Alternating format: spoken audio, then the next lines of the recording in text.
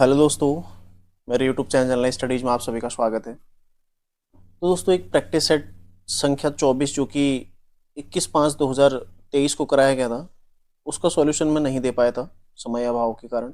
तो कुछ बच्चों की रिक्वेस्ट पर इसका मैं सॉल्यूशन आपको उपलब्ध करा रहा हूँ। ठीक है, तो देखो शुरू करते हैं। पहला प्रश्न था इसमें, निम्नांकित में शब्द नवीन का विपरीतार्थक शब्द क्या होगा।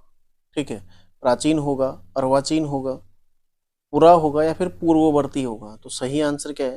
प्राचीन। ठीक है, नवीन का विपरीतार्थक शब्द क्या हो जाएगा? प्राचीन। अगला प्रश्न देखो, वाक्य जो सदा से चला आ रहा हो, ठीक है, जो सदा से चला आ रहा हो के लिए एक शब्द क्या होगा? ठीक है, सही आंसर हो जाएगा इसका चिरंतन। ठीक है, चिरंतन। अगला अगला प्रश्न है, नजरों पर चढ़ना, नजरों पर चढ़ना मुहावरे का अर्थ क्या है? संदेह हो जाना। ठीक है, संदेह हो जाना। अगला है, नए भारत के नेता निम्नलिखित में से किसकी रचना है? नए भारत के नेता किसकी रचना है? ये है राहुल सांकृत्यायन की। ठीक है, अगला प्रश्न है, निम्नांकित में कौन सी बोली गढ़वाली के अंतर्गत नहीं आती है? राठी आती है, सलानी भी आती है और नागपुरिया भी आती है। ठीक है, तो इस प्रकार इसका विकल्प डी सही आंसर हो जाएगा। उपयुक्त सभी इसमें आते हैं। अगला प्रश्न है, शब्द गुरुपदेश किस संधि का संदर्भ प्रकट करता है? मतलब कौन सी संधि इसमें प्रयुक्त हुई है? गुरुपदेश, गुरु और उपदेश, तो संधि कौन सी हो जाएगी? दीर्घ संधि। सही आंसर क्या हो जाएगा? दीर्घ संधि। ठीक है, अगला प्रश्न है देखो, भारतीय संविधान में राजभाषा से संबंधित भाग कौन सा है? ठीक है, भारतीय संविधान में राजभाषा से संबंधित भाग कौन सा है? तो ये है भाग 17। यदि अनुच्छेद आपसे पूछा जाएगा, ठीक है, अनुच्छेद अनुच्छेद 343 से 351। ठीक है, 343 जो कि संघ की राजभाषा के बारे में चर्चा करता है, 345 राज्यों की राजभाषा, ठीक है, प्रादेशिक या क्षेत्रीय राजभाषा, और जो 348 है वो न्यायालयों की राजभाषा। ठीक है, और 351 में केंद्र को निर्देश दिए गए हैं कि वो राजभाषा मतलब हिंदी के प्रचार प्रसार के लिए कार्य करे। ठीक है, तो ये सारे अनुच्छेद आपने ध्यान रखने राजभाषा से रिलेटेड। अगला प्रश्न है, निम्नांकित में गिद्ध शब्द का तत्सम रूप क्या होगा? ठीक है, गिद्ध का तत्सम रूप क्या होता है? गृद्ध। ठीक है, गृद्ध। अगला है, निम्नांकित में शुद्ध वाक्य का चयन कीजिए। अन्न का अभाव चिंतनीय है, मैंने तुमको अनेकों बार कहा है, श्री कृष्ण के अनेकों नाम हैं, तुम्हें पग पग पर कांटे मिलेंगे।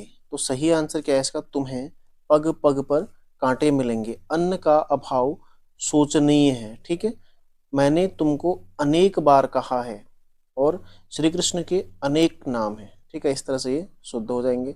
अगला देखो, किस वर्ष तमिल भाषा को शास्त्रीय भाषा का दर्जा प्रदान किया गया था? ठीक है, तमिल को शास्त्रीय भाषा का दर्जा प्रदान कब किया गया था?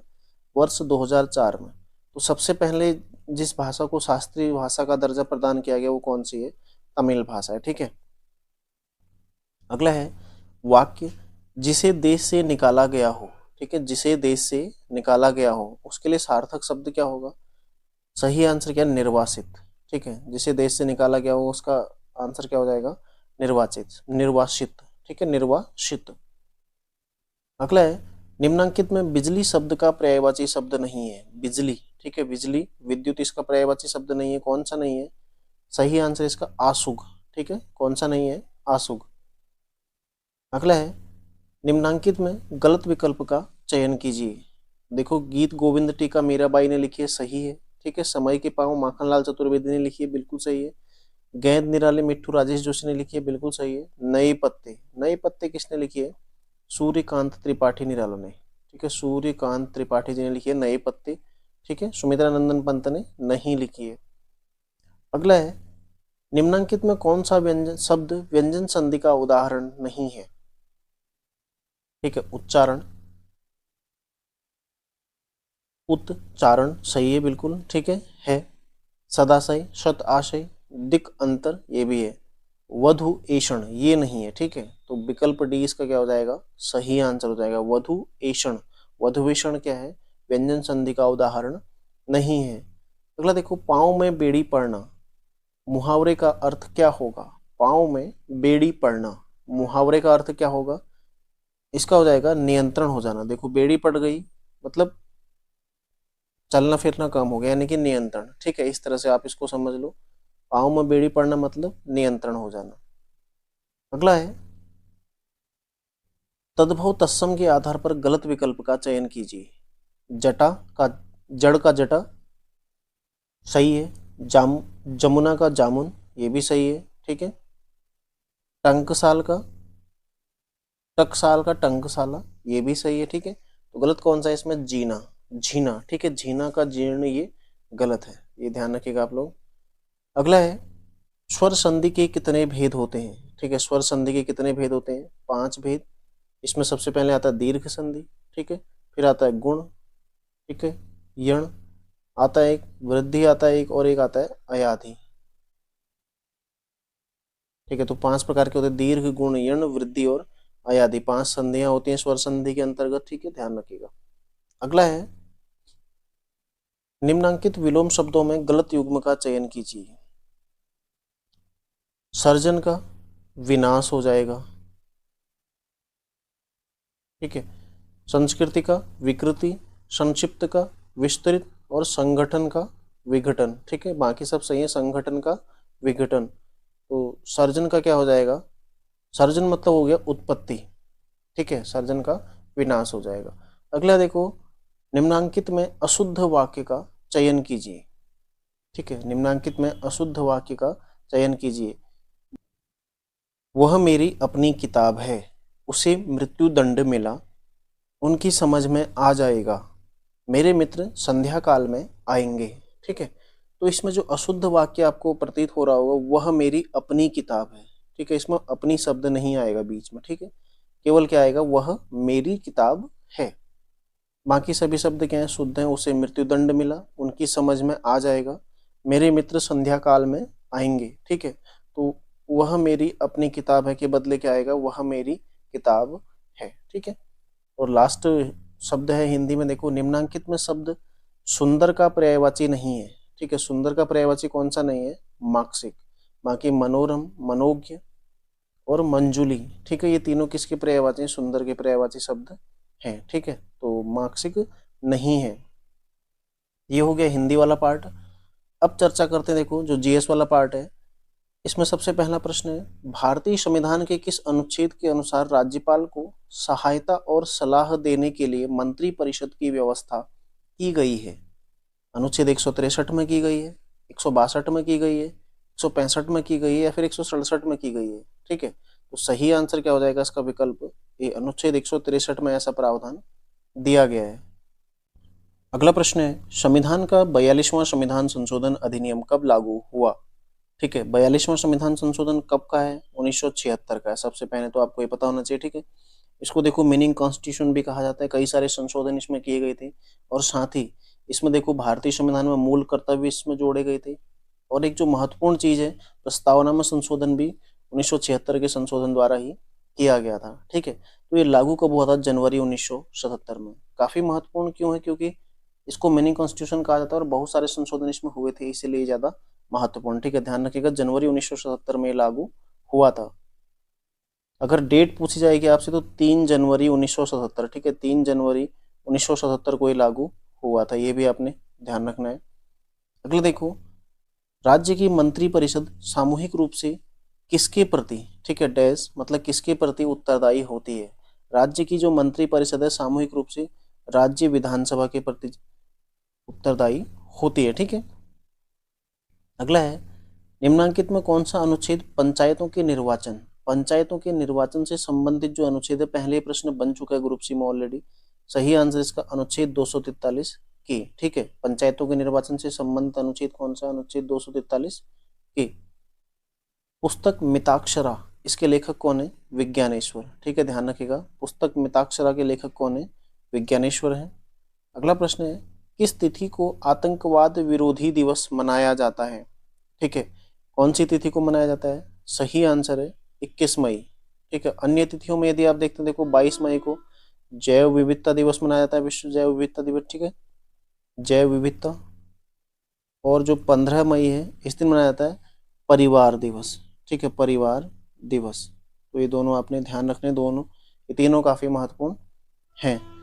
अगला प्रश्न है, हाल ही में प्रकाशित पुस्तक from dependence to self reliance किसने लिखी है? सही आंसर है बिमल जालान, ठीक है। पूर्व में जो हमारा आरबीआई है, रिजर्व बैंक ऑफ इंडिया है, इसके गवर्नर रह चुके हैं, ठीक है। इनकी पुस्तक है from dependence to self reliance. अगला है, पूर्व मध्यकाल में राष्ट्रकूट साम्राज्य का संस्थापक कौन था? ठीक है, राष्ट्रकूट साम्राज्य का संस्थापक कौन था? दंती दुर्ग, ठीक है, ध्यान रखिएगा, दंती दुर्ग। अगला प्रश्न है, देखो, चार छात्राएं एक चौकोर मेज के चारों तरफ बैठी हैं, ठीक है, एक चौकोर मेज, ये चौकोर मेज है, इसके चारों तरफ बैठी हैं, ठीक है। अंजू, जो मंजू है वो अंजू के दाईं ओर, ठीक है, ये मंजू यहाँ पर हो गई जो कि अंजू के दाईं ओर बैठी है, तथा वीना कमला के बाईं ओर, ठीक है, ये कमला हो गई, इसके बाईं ओर कौन बैठी है? जो बीना है वो कमला के बाईं ओर, ठीक है, कमला के बाईं ओर बैठी है, ठीक है। तो कमला के बाईं ओर, क्योंकि कमला यहाँ पर आएगी, क्योंकि सबका मुख क्या होगा? अंदर की ओर होगा, ठीक है। तो बीना कहाँ है? कमला के ये बायां हो गई, ठीक है, और ये दायां हो गया। तो इस तरह से देखो, इसका मुंह अंदर की ओर होगा, तो इसका कमला का बायां कहाँ होगा? इस ओर। इसका मुंह अंदर की ओर है, ठीक है, इनका मुंह अंदर की ओर है, तो इसका बायां, इसका दायां कहाँ होगा? इस ओर, ठीक है, इसका बायां हो जाएगा, इसका दायां हो जाएगा। अब देखो, कौन सी दो छात्राएं आमने सामने बैठी हैं जबकि कमला अंजू के बाईं ओर बैठी है, ठीक है। जो कमला है अंजू के बाईं ओर बिल्कुल सही है, ठीक है, इसके बाईं ओर बैठी है। तो आमने सामने बैठी कौन सी छात्राएं हैं, ये आपसे इसमें पूछा गया है, ठीक है। तो इसमें देखो कौन सी छात्राएं आमने सामने आ रही हैं, सही आंसर हो जाएगा इसका बीना और मंजू, ये तो बिल्कुल भी नहीं है, ठीक है। अंजू और मंजू, ये भी नहीं है, ठीक है। कमला और बीना, ये भी नहीं है। तो सही आंसर क्या है? मंजू और कमला, ये देखो, ठीक है, ये दोनों कहाँ हैं? आमने सामने बैठे हैं, कमला और मंजू, ठीक है, ध्यान रखिएगा आप लोग। तो इस प्रकार इसका विकल्प डी सही आंसर हो जाएगा। अगला प्रश्न है, जो कि लीप वर्ष नहीं है, 28 फरवरी को सोमवार है, तो आगामी 2 जनवरी को कौन सा दिन होगा? ठीक है, इसके लिए आपको क्या करना है? हर महीने का, ठीक है, यहाँ से आगे को लीप ईयर हम अतिरिक्त डे जोड़ देते हैं। देखो, फरवरी में कितने अतिरिक्त दिन, मार्च में कितने हो गए? 3, अप्रैल में 2, मई में 3, ठीक है, जून में 2, जुलाई में 3, अगस्त में 3, सितंबर में 2, अक्टूबर में 3, ठीक है, नवंबर में 2, दिसंबर में 3 और जनवरी में यहाँ पर 2 तक का आपको पूछा गया, ठीक है। तो इनको जोड़ देते हैं। देखो, 3 2 5 8 2 10 3 13 3 16 2 18 3 21 2 23, ठीक है, 3 26 और 2 28, कितना आ गया? 28। इसको हम 7 से भाग देते हैं, 28 मतलब 0 शेष रह रहा है, यानी कि पूरा का पूरा इसमें भाग चला गया, यानी कि कोई भी अतिरिक्त दिन नहीं है। यदि 28 फरवरी को सोमवार है तो आगामी 2 जनवरी को भी सोमवार ही होगा, ठीक है। बहुत ही सिंपल है। देखो, एक महीने में जब महीना 31 का हो 3 अतिरिक्त दिन होता है, और यदि महीना 30 का है तो 2 अतिरिक्त दिन होता है, ठीक है। तो देखो, मार्च में 3 अतिरिक्त दिन है, अप्रैल में 2, मई में 3 दिन है, जून में फिर 2 दिन है, जुलाई में 3 दिन है, अगस्त में 3 दिन है, क्योंकि दोनों 31 के रहते हैं, ठीक है। सितंबर में 2 दिन है, अक्टूबर में 3 दिन है, नवंबर में 2 दिन, दिसंबर में 3 दिन, और जनवरी 2 तारीख तक आपसे पूछा तो जनवरी का 2 तारीख हो गया। इन सबको जोड़कर कितना आया हमारा योग? 28। इसको हमने 7 से भाग कर दिया, क्योंकि एक सप्ताह 7 दिनों का होता है, ठीक है। 7 से भाग करते ही शेष कितना रहा? 0, यानी कि भाग पूरा पूरा चला गया, और पूरा पूरा चला गया मतलब 0 अतिरिक्त दिन, ठीक है, 0 अतिरिक्त दिन। अब अतिरिक्त दिन नहीं है तो जो तिथि दी गई थी और जो तिथि पूछी गई है, दोनों में समान दिवस होगा, ठीक है। तो इस प्रकार इसका सही आंसर क्या हो जाएगा? सोमवार हो जाएगा। अगला है, देखो, तंजौर का बृहदीश्वर मंदिर किस देवता को समर्पित है? ठीक है, तंजौर का बृहदीश्वर मंदिर किसने बनाया था? राजराज प्रथम, ठीक है। तो किसको समर्पित है? शिव को समर्पित है। अगला है, सल्तनत काल में किसके द्वारा इक्ता प्रथा चलाई गई थी? सल्तनत काल में किसके द्वारा इक्ता प्रथा, ठीक है, इक्ता प्रथा किसने चलाई थी? इल्तुतमिश ने। अभी हाल ही में ये प्रश्न पूछा गया था सचिवालय रक्षक के पेपर में, ठीक है, सचिवालय रक्षक में ये प्रश्न पूछा गया था, ध्यान रखिएगा। ठीक है, तो एकता प्रथा किसने चलाई थी? इल्तुतमिश ने चलाई थी। अगला है, यदि आने वाले कल के 2 दिन बाद शुक्रवार है, आने वाला कल के 2 दिन बाद शुक्रवार है, ठीक है, सबसे पहले मैं यहाँ पर शुक्रवार लेते हैं, ठीक है, ये हो जाएगा, ठीक है। तो देखो ये बृहस्पति बुधवार, यानी कि ये आने वाला कल है, इसके 2 दिन बाद क्या है? शुक्रवार है, तो आज क्या है? मंगलवार है, ठीक है, आज क्या है? मंगलवार है। तो बीता हुआ कल क्या हो जाएगा? सोमवार, ये बीता हुआ कल हो गया सोमवार, ठीक है, कल हो जाएगा बीता हुआ कल। और इसके 2 दिन पहले, ठीक है, एक रविवार और एक शनिवार, तो सही आंसर क्या हो जाएगा? शनिवार, ठीक है। आज मंगलवार, आने वाले कल के 2 दिन बाद शुक्रवार, और बीते हुए कल के 2 दिन पहले शनिवार, ठीक है, इस तरह से इसको निकालेंगे।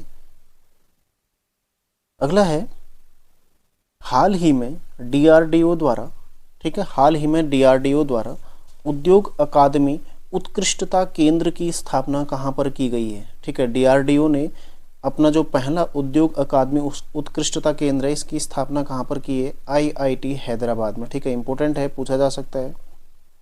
अगला प्रश्न है, किस तिथि को प्रधानमंत्री मृदा स्वास्थ्य कार्ड योजना शुरू हुई थी? ठीक है, किस तिथि को हुई थी प्रधानमंत्री मृदा स्वास्थ्य कार्ड योजना? सही आंसर है 19 फरवरी 2015, ठीक है, 19 फरवरी 2015 को प्रधानमंत्री मृदा स्वास्थ्य कार्ड योजना शुरू हुई थी। यदि 22 फरवरी 2015 आपसे पूछा जाएगा कौन सी योजना थी? बेटी बचाओ बेटी पढ़ाओ, ठीक है, बेटी बचाओ बेटी पढ़ाओ, ठीक है, ये थी 22 जनवरी 2015। अगला प्रश्न है, निम्नलिखित में से किसके द्वारा हुमायूं नामा की रचना की गई है? हुमायूं नामा की रचना किसने की है? गुलबदन बेगम ने, ठीक है। अगला है, निम्नांकित में से कौन सा अनुच्छेद आकस्मिक निधि से संबंधित है? ठीक है, तो सही आंसर हो जाएगा अनुच्छेद 266 है संचित निधि से, और 267 है आकस्मिक निधि से, ठीक है। अगला है, मुगल काल में अमल गुजार नामक अधिकारी क्या कार्य करता था? ठीक है, इसका कार्य क्या था? भू राजस्व का मूल्यांकन और संग्रह करना, ठीक है। जो अमल गुजार नामक अधिकारी था उसका कार्य क्या था? भू राजस्व का मूल्यांकन और संग्रह करना, ठीक है, तो प्रश्न बन सकता है मुगल काल का है। अगला देखो, 1764 के बक्सर के युद्ध में अंग्रेजी सेना का नेतृत्व किसने किया था? ठीक है, अंग्रेजी सेना का नेतृत्व किसने किया था? तो सही आंसर है हेक्टर मुनरो, ठीक है। 3 युद्ध आपने ध्यान रखने, देखो रॉबर्ट क्लाइव, प्लासी का युद्ध, ठीक है, और जो आयरकूट है ये देखो बांडीवास का युद्ध, और तीसरा कौन सा है? हेक्टर मुनरो, बक्सर का युद्ध, ठीक है। बक्सर का युद्ध 1764, प्लासी का 1757 और बांडीवास 1760, ठीक है। प्लासी का युद्ध, इसके पश्चात ही जो अंग्रेज हैं बंगाल में धीरे धीरे वो प्रवेश कर गए थे पूरी तरह से, ठीक है, और बक्सर के युद्ध के पश्चात उन्हें बंगाल की दीवानी 1765 में प्राप्त हो गई थी, ये भी आपने ध्यान रखना, ठीक है, दोनों फैक्ट आपने ध्यान रखने हैं। अगला प्रश्न है, हाल ही में खेलो इंडिया यूनिवर्सिटी गेम्स कहाँ पर आयोजित किए जा रहे हैं? उत्तर प्रदेश में, ठीक है, इनका आयोजन कहाँ पर किए जा रहे हैं? उत्तर प्रदेश में आयोजन किया जा रहा है इनका, ठीक है। अगला प्रश्न देखो, फिर से रीजनिंग का सवाल है, यदि 526 बराबर 9 और 834 बराबर भी 9 तो 716 बराबर क्या होगा? ठीक है, 526 बराबर 9 कैसे आया? देखो 5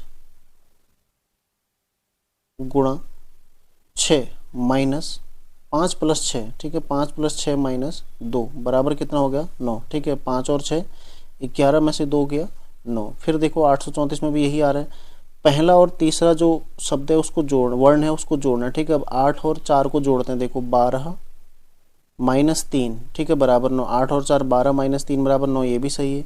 अब यहाँ तो देखते हैं, देखो 7 और 6 13 माइनस 1 बराबर 12, तो यदि ऑप्शन में 12 है तो उसका सही आंसर हो जाएगा, ठीक है।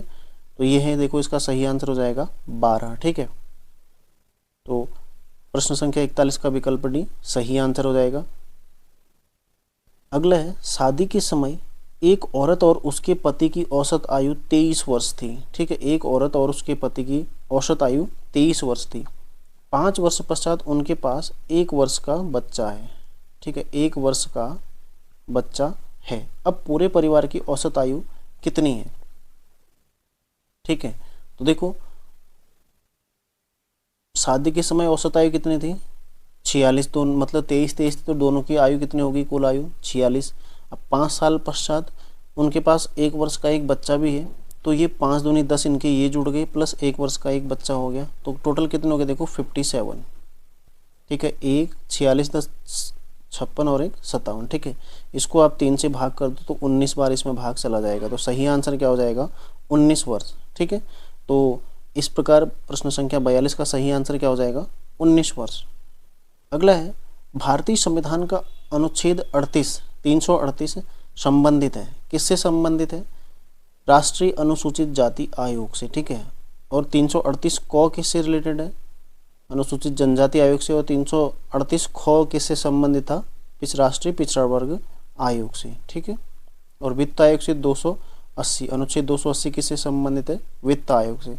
तो ध्यान रखिएगा, राष्ट्रीय अनुसूचित जाति आयोग 338 के अंतर्गत गठित किया गया। ठीक है, अगला है, यदि संख्या 5 8 9 4 यानी कि 1 से 9 तक का इसमें सारी संख्याएं लिखी हैं कि सभी विषम अंकों को पहले आरोही क्रम में, ठीक है, सभी विषम अंक 1 3 5 7 और 9, फिर सभी सम अंकों को आरोही क्रम में, ठीक है, 2 4 6 और 8, इस क्रम में यदि हमने लिख दिया तो दाईं ओर के सिरे से, ये दायां हो गया इसका, ठीक है, दाईं ओर के सिरे से पांचवा अंक कौन सा हो गया? 9 के दाएं ओर, इसका दायां दूसरा कौन सा हो जाएगा? यानी कि 4।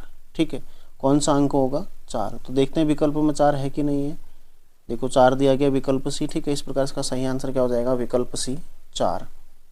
अगला है, हुरुन द्वारा जारी ग्लोबल यूनिकॉर्न इंडेक्स 2023। ठीक है, हुरुन द्वारा जारी ग्लोबल यूनिकॉर्न इंडेक्स 2023 में भारत को कौन सा स्थान प्राप्त हुआ है? सही आंसर है तृतीय स्थान। ठीक है, भारत को इसमें तीसरा स्थान प्राप्त हुआ है। अगला है, silent valley national park Bharat के किस राज्य में स्थित है? ठीक है, silent valley national park Bharat में कहाँ स्थित है? केरल में। सही आंसर क्या हो जाएगा? केरल। अगला है, भारत में किस वर्ष पर्यावरण संरक्षण अधिनियम पारित किया गया था? ठीक है, पर्यावरण संरक्षण अधिनियम 1986 में पारित किया गया था। कुछ महत्वपूर्ण अधिनियम आप लोग ध्यान रखिएगा, जिसमें देखो पहला है वन्य जीव संरक्षण अधिनियम। ठीक है, वन्य जीव संरक्षण एक्ट अधिनियम। ठीक है, ये है 1972 का। ठीक है, भारतीय वन अधिनियम, भारतीय वन अधिनियम ये कब का है? 1927 का। ठीक है, दोनों ध्यान रखिएगा। देखो वन्य जीव संरक्षण अधिनियम 1972 का है, भारतीय वन अधिनियम कब का है? 1927 का। इसके अलावा देखो सूचना का अधिकार आरटीआई एक्ट कब का है? 2005 का। ठीक है, और देखो सूचना प्रौद्योगिकी अधिनियम कब का है? 2000 का। ठीक है, ये कब का है? वर्ष 2000 का है। इसके अलावा देखो जैव विविधता अधिनियम, ठीक है, ये कब का है? 2002 का है। देखो आरटीआई एक्ट 2005, सूचना प्रौद्योगिकी अधिनियम 2000, जैव विविधता अधिनियम 2002। उत्तराखंड पुलिस अधिनियम यदि आपसे पूछा जाएगा, उत्तराखंड पुलिस अधिनियम, ठीक है, उत्तराखंड पुलिस अधिनियम ये कब का है? 2007 का है। ठीक है, और हाल ही में जो सबसे ज़्यादा चर्चा में रहे हैं, एक है महामारी बीमारी अधिनियम। ठीक है, जब कोरोना काल हुआ था, महामारी बीमारी अधिनियम, ठीक है, महामारी बीमारी अधिनियम ये है 1987। ठीक है, इसके अलावा देखो आपदा प्रबंधन अधिनियम, ठीक है, प्रबंधन अधिनियम ये कब का है? 2005 का है। ठीक है, डिजास्टर मैनेजमेंट एक्ट ये कब का है? 2005 का है। यदि कुछ महत्वपूर्ण जो जैसे कानून से रिलेटेड देखते हैं आप, जो भारतीय दंड संहिता है, ठीक है, आईपीसी है, भारतीय दंड संहिता कब की? 1860 की है। दंड प्रक्रिया संहिता कब की है? सीआरपीसी, दंड प्रक्रिया संहिता है, ठीक है, सीआरपीसी ये कब की है? 1973 की। ठीक है, ये भी आपने ध्यान रखना है। दंड प्रक्रिया संहिता 1973, भारतीय दंड संहिता 1860 और सिविल प्रक्रिया संहिता यानी कि सीपीसी, ठीक है, सिविल प्रक्रिया संहिता कब की है? 1908 की है। तो ये आगे एक्ट आपसे पूछे जा सकते हैं। ठीक है, ध्यान रखिएगा इनको। अगला है, संपूर्ण भारत के भूभाग पर मुक्त रूप से आवागमन करने का अधिकार भारतीय संविधान के किस अनुच्छेद के अंतर्गत प्राप्त मौलिक अधिकार है? सही आंसर क्या हो जाएगा इसका? विकल्प डी। ठीक है, सही आंसर क्या हो जाएगा? विकल्प डी। अगला है, भारत के पश्चिमी घाट में पाई जाने वाली वनस्पति का प्रकार है। ठीक है, यहाँ पर किस प्रकार की वनस्पति पाई जाती है? सदाबहार प्रकार की। ठीक है, और लास्ट प्रश्न है आज का, दामोदर नदी घाटी परियोजना से लाभान्वित राज्य कौन कौन से हैं? ठीक है, दामोदर नदी घाटी परियोजना कौन कौन से राज्य से लाभान्वित हैं? सही आंसर है पश्चिम बंगाल और झारखंड। ठीक है, 2 राज्य से लाभान्वित हैं, कौन कौन से? पश्चिम बंगाल और झारखंड। तो ये 50 प्रश्न हो गए आप लोगों के लिए। इसके 50 प्रश्न कल अगली क्लास में कल उपलब्ध कराऊंगा आपको। ठीक है, और साथ ही जो लोग देखो करंट अफेयर्स मई महीने का जो करंट अफेयर्स है 15 मई से 27 मई तक का, ठीक है, 15 से 27 मई आज शाम को उसी क्लास में उपलब्ध कराऊंगा आप लोगों को। ठीक है, 15 से 27 मई तक का जो करंट अफेयर्स की क्लास आज शाम को आपको उपलब्ध में कराऊंगा, तो उसको देखना ना भूलें। ठीक है, तो मिलते हैं नेक्स्ट क्लास में। तैयारी आप लोग करते रहिए। धन्यवाद।